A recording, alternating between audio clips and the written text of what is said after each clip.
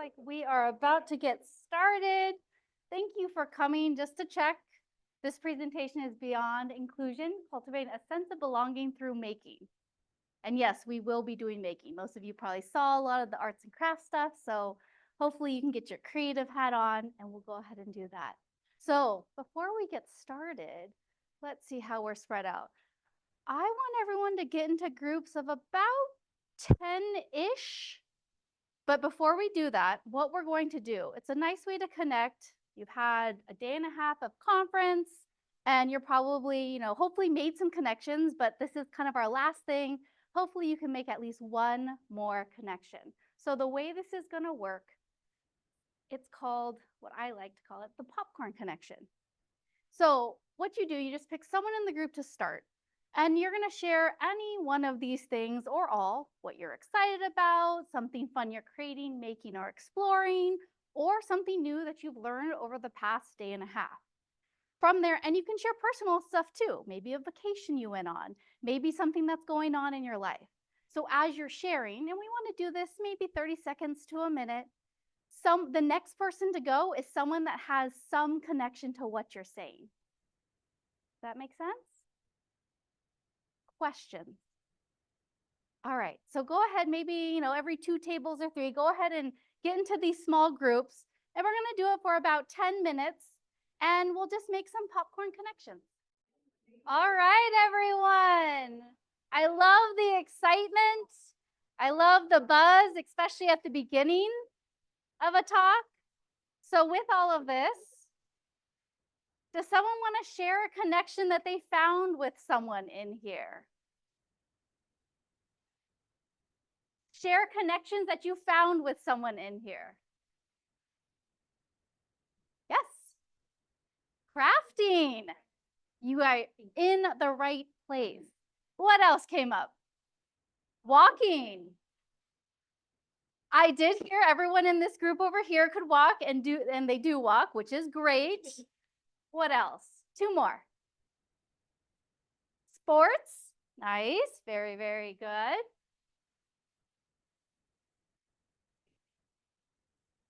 Playing and watching sports. You guys are definitely my crowd. So I will share a little bit about myself. So this is little Rachel. Swinging, loving to be outdoors, curious, creative, and adventurous. And a lot of that has translated into the work that I do today. So my name's Rachel. I am a physical therapist, as well as a makerspace coordinator at Krause Center for Innovation at Foothill College.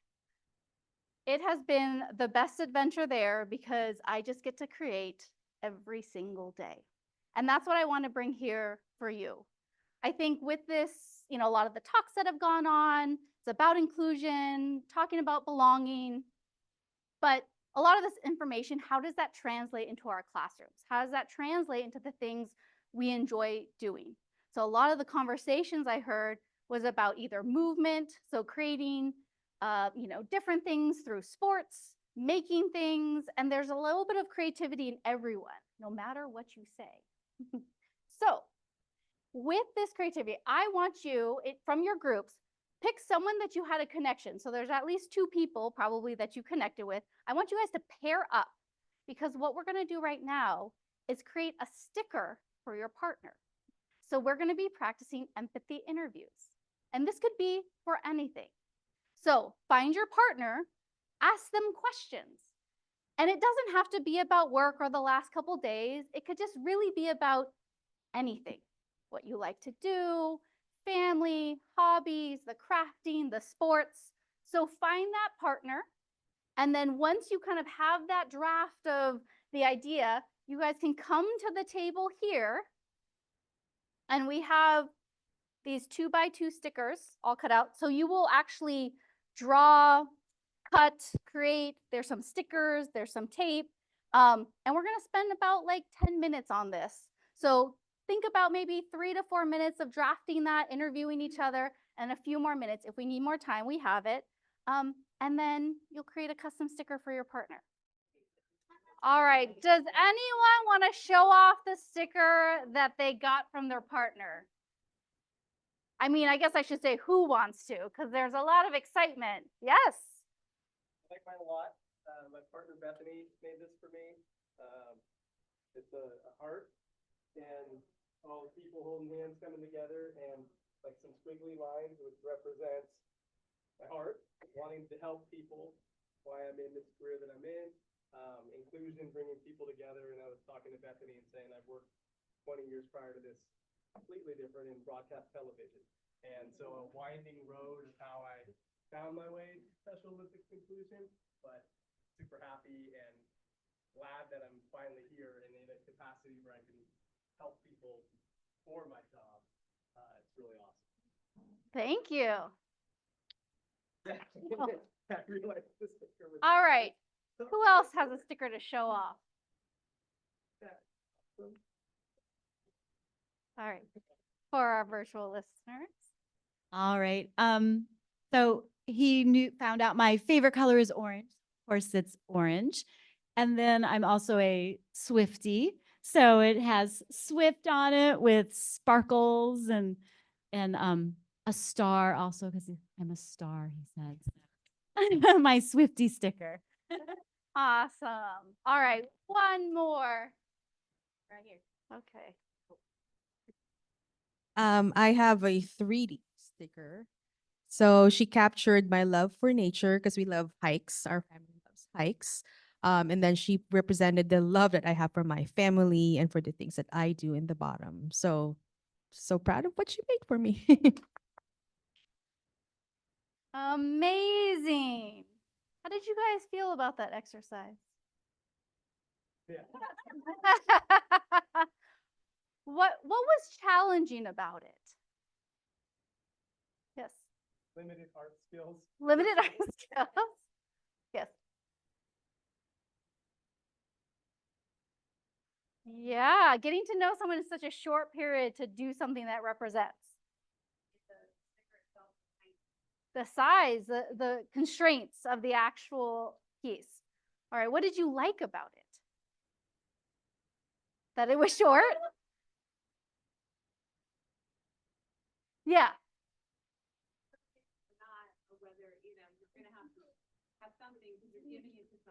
Right, gifting it. So it's like it got you going.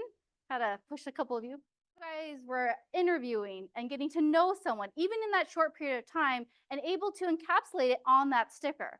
I'm sure if you thought about it, like, oh, in 5 minutes to do something so personalized, but look how quick that was. And in some aspects, a little bit easier it was because you had those constraints. So sometimes having all the time in the world can actually lead to like overthinking and not finishing and wondering and curious, where it's like, no, you have 2 by 2, you have 5 minutes and some. Let's go. So the next thing we're going to talk about is inclusion versus belonging. And that's why this was a little bit of a warm-up activity. I think a lot of the talks that you've heard today and a lot of the keynote speakers, they've touched upon these parts. And I want you guys, we'll really just take 5 minutes because I have a really fun activity coming up for you. Get into small groups. You can either do the partners or groups of 3 and just discuss what you've learned over the week of these 2 words. How do they apply to you now that you've been through this conference, done some of these activities? Is that changing the way you're approaching things in your classroom when you hear these words or use these words? So go ahead and take 5 minutes and talk about the difference between those 2 or similarities. We talked about the connotation of the 2 words and how inclusion, as my partner said, is maybe a little bit more clinical, more of a process, more of a system, and belonging is more warm and welcoming and kind of connects to a sense of community, but that they're both interconnected with each other. Yeah, absolutely. We kind of focused on the belonging piece and had an interesting discussion with 3 elementary school teachers who need to build in belonging on day 1 because we have 180 days with them versus a high school teacher who gets a kid for 1 hour a day, certain days a week. So like what those differences were and how we are working to make sure that kids feel like they belong in the class we're at. Did you have any examples of how you guys did that? I'm curious. Your example was. Well, so I do like I'm a sports person, so I do like home versus away and taking a sports team that maybe had a good record at home and then a bad record away. And why is that? We brainstorm ideas and we find out that we all have our own home court advantage in our classroom. So I use that as a way to, because people aren't booing us, because we know the layout of the classroom. We're comfortable here, and so that this is our place where we have our own advantage. Oh, love it. Yeah, love for that one. Anything else that came up? Oh, wonderful. So we were talking about the difference between inclusion and belonging, where inclusion kind of has the connotation that that's what the teacher sets up. The teacher sets up the inclusion and is like, everyone's here, we're all together. But belonging is the feeling that the student has once they feel a connection to the classroom and to the people in the classroom. So for us, it was more like, it was a literal connection between inclusion and belonging instead of versus. That's a great example of where it's coming from, the environment versus feelings. I heard the word warmth, things like that, definitely. Any other last thoughts that you want to share? You guys want to get into making, huh? I get it. I get it, me too. All right. So as we're discussing, yeah, that, when you look at the definitions of it, inclusion is the practice or policy of providing equal access to opportunities and resources for people who might otherwise be excluded or marginalized. Belonging is, like you guys were saying, more of that feeling, that warmth, that thing that's created between people, the connection. Do we have some thoughts from online? Oh, that's fine.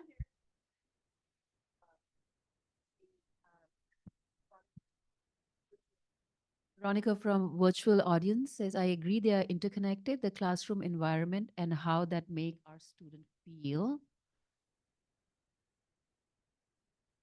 Wonderful. Thank you, Veronica. All right. So, as I shared earlier, creating, baking, all of that is a big part of my life. So, I wanted to make sure we had time to do a lot more making. I know I gave you that warm-up activity, and I must say, you guys are amazing. You guys are engaged, you guys are answering, you guys are talking. That is the best thing for a workshop. So if you look at this picture, one thing I like about it is the fact that there are different shapes, different colors, they're layered. Yes, it's within that arrow, but all of these shapes can kind of come as they are. And that's what I really want to encourage, and hopefully you take away from this, is that you can show up as you are, as an educator, as a teacher, and your students can as well. And it can all come together. So let's build a bakery. So with this activity, we have about, I think, 30-ish people here. We'll probably do about 3, maybe 4 groups. We'll see how we're feeling. But what we're going to do is, same with that empathy interview that you had that warm up, you can talk either in pairs or in the small groups that you form. And as a team, you are going to build your ideal bakery where you and everyone in your group feels a sense of belonging. And that can mean something very different for each person. That could be the type of food that they have, the drinks available, the seating, the lighting, the music, or really any and all the above. So we are going to start. How many of you are familiar with the design thinking process? Show of hands? All right. So that's a way of kind of like prototyping, iterating. Well, I had to come up with my own. So it's called the sugar process for some sweet solutions. So with anything, any kind of challenge, problem, process, there's some story behind it. Kind of like the cake that I made. There was this childhood memory I had, this story, and I wanted to bring those flavors kind of back to remind me of that time when I was a kid. So I had that story. Then I understood, okay, I want to make this cake, but how do all these flavors come together? You can't just throw them all in the bowl. It's not going to taste good. It's going to taste kind of weird probably. And then from there, we want to generate ideas and figure out, all right, what are our options with these flavors combinations, or for you, for your bakery? And then we want to apply those ideas and start prototyping, figuring out, all right, how do these come together? And then we refine and iterate. And that's where we come up with our kind of ideas and as it comes together. So get into groups of maybe 8 to 10-ish, and then start talking about what this bakery is going to look like. And what you're going to do is you are going to build a prototype of your bakery. So find your space, pick a table where you're going to build it using any and all the materials, and then you're going to build it, including examples of what the food may look like, the ambiance, and all of that. And you are also going to name your bakery. Any questions? All right, let's go. All right, let's go ahead. Everyone get on up. We are going to start our walking tour over here. Who would like to describe it for our virtual group? And for our other participants. Come on over and take a look. So welcome to the best and most inclusive bakery of all the bakeries. Our bakery is called See and Eat because we are transparent about what we're making. We have a window to see into the kitchen. We do not use gluten or nuts or dairy because we are inclusive. We have some really nice seating. We have one of these big photo op chairs so that we can go viral. We have a delivery truck, which I'm going to make a decision that it's eco-friendly because we're good to the environment. We have our menu, which has some nice drinks, coffee and tea, hot chocolate. There's a hot chocolate bar. We have for the food a chocolate fruit tart, and we have the option to build your own tart. And we also have a parfait. So this is our bakery.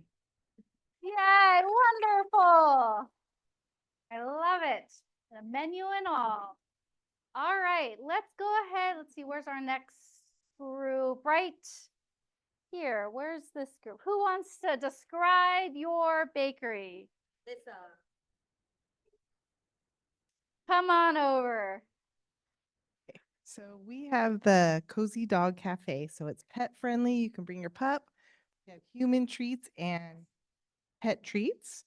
We also have free vegan and sugar separate cases for all the different separated, but something for everyone. There's outdoor seating. We also have an area for parties that could also be decorating cookies or cupcakes as a party with an instructor to teach you. There can be a girls' night out or a mommy and me time, different kinds of classes for everyone.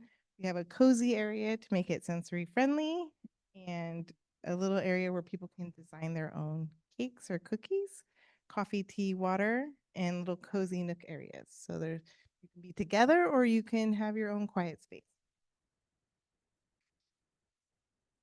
All right, let's move to this back wall here.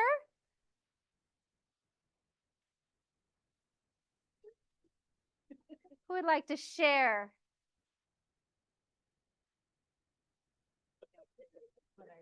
I'll do it and just correct me if I'm wrong. Here you go. So the virtual team can hear you.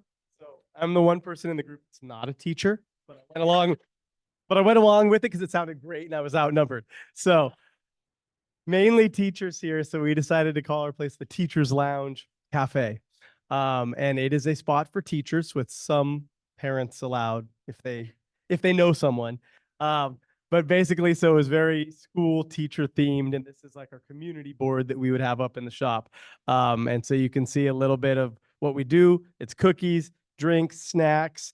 It'll be definitely a community feel to it. We want it to be a place where people are spending time and feeling like they belong and they're welcome. So activities like a bread making night, trivia night, crafting and puzzles, game nights. You can bring your own, you can play games that are there, spend some time, and of course cookies, because that's a big part of what we have.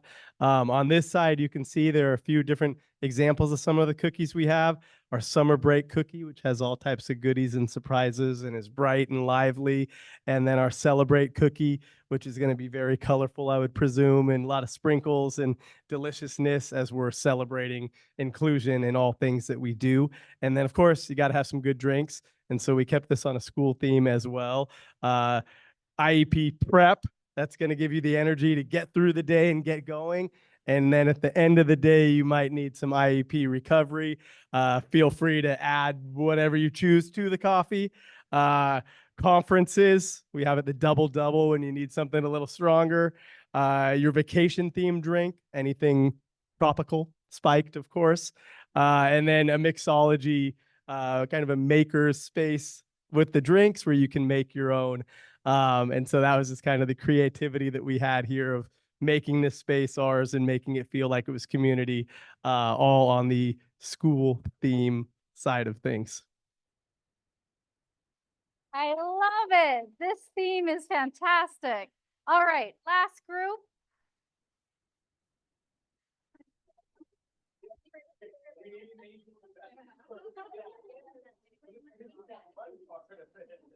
Okay. Making sure. Okay. So the name of our bakery is called the Not So Sweet Savory Bakery. So our menu is pastries that are not sweet, hence the name. And because of that, we went through kind of like an anti-bakery bakery. We kind of didn't follow the rules, which is it's okay. And so we have a menu, but the whole idea is like we have a scratch and sniff wall, and you're supposed to come in and you pick your pastry based on the smell. We don't have time to look at things. We don't need, as teachers, we are very decision fatigued. So just smell it and then choose it, and that's what you get. Move on, enjoy your life. And then we have for our seating, it was like upside down garbage cans because as teachers, we make do with what we have. You know, this bakery was made, we put it together really fast and we didn't have time to go out and get fancy stuff. We just use what we have, like we all do, right? Borrowing from friends. And then this is our like display case. And we have just a couple of examples, but you don't know what you're going to get. You're going to get what you get, and you're not going to be upset because life is unpredictable. And we want to, we want everyone to learn that. And we don't have drinks because we don't have time for that. You go to the teacher's lounge. We're going to be right next door.